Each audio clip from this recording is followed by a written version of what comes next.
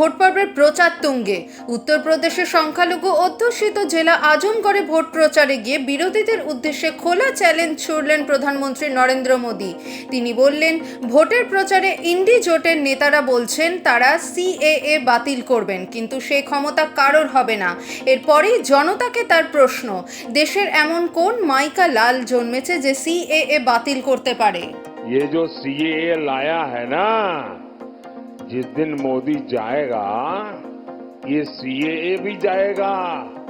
भाइयों बहनों, क्या इस देश में अब कोई माइका लाल पैदा हुआ है जो सीएए को खत्म कर सके?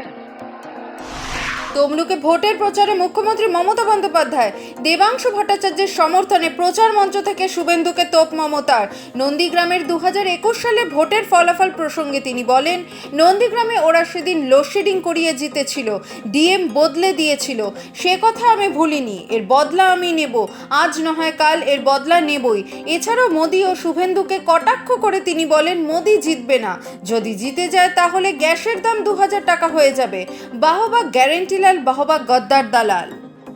বিজেপি ক্ষমতায় আছে বলে গায়ের জোরে ইলেকশন কমিশনের সাহায্যে ডিএম চেঞ্জ করেছিল, এসপি চেঞ্জ করেছিল, আইসি চেঞ্জ করেছিল, আর ইলেকশন হয়ে যাওয়ার পরেও লোডশেডিং করে দিয়ে রেজাল্ট পাল্টে দিয়েছিল।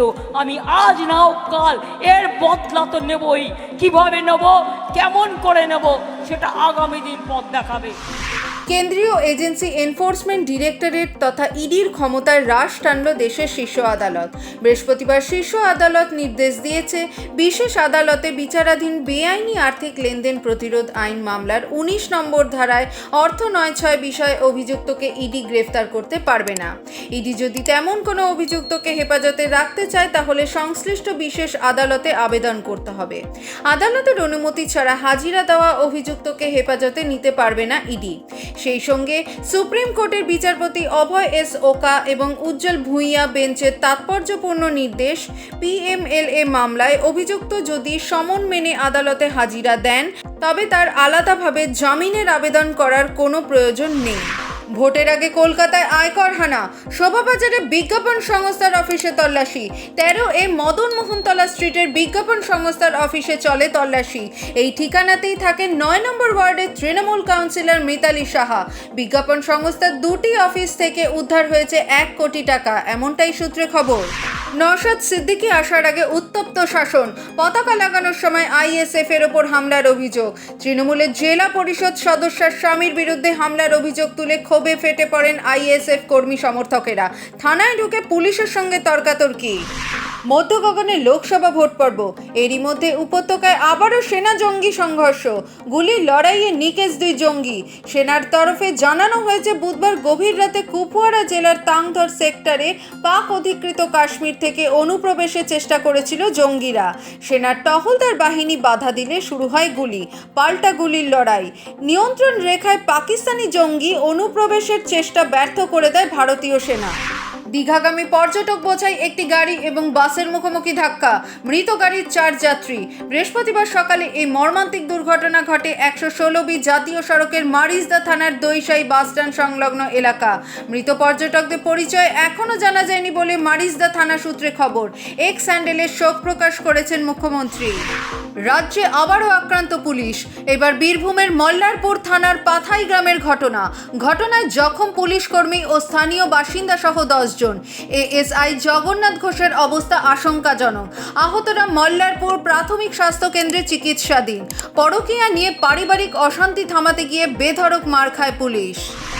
ভারতীয় ফুটবলে সুনীল ছেত্রী যুগের অবসর নিতে চলেছেন ভারতীয় ফুটবলের অন্যতম সেরা ফুটবলার তথা অধিনায়ক সুনীল ছেত্রী। আগামী 6 জুন কলকাতার যুব ভারতী স্টেডিয়ামে কুয়েতের বিরুদ্ধে বিশ্বকাপের যোগ্যতা অর্জন পর্বের ম্যাচই দেশের জার্সি গায়ে সুনীল খেলবেন শেষ ম্যাচ। বৃহস্পতিবার একটি ভিডিও বার্তায় একথা জানিয়েছেন সুব্রত ভট্টাচার্যের জামাই। সুনীলকে বিশেষ সম্মান জানালো ফিফা। তাদের সোশ্যাল মিডিয়া পোস্টে রোনাল্ডো মেসির সঙ্গে এক ফ্রেমে রয়েছেন ভারতের ফুটবল অধিনায়ক। সঙ্গে সুনীলকে লেজেন্ড সম্বোধন করেছে FIFA.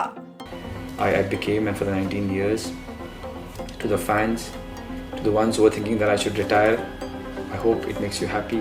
To the ones who think that I shouldn't have and I did well, thank you.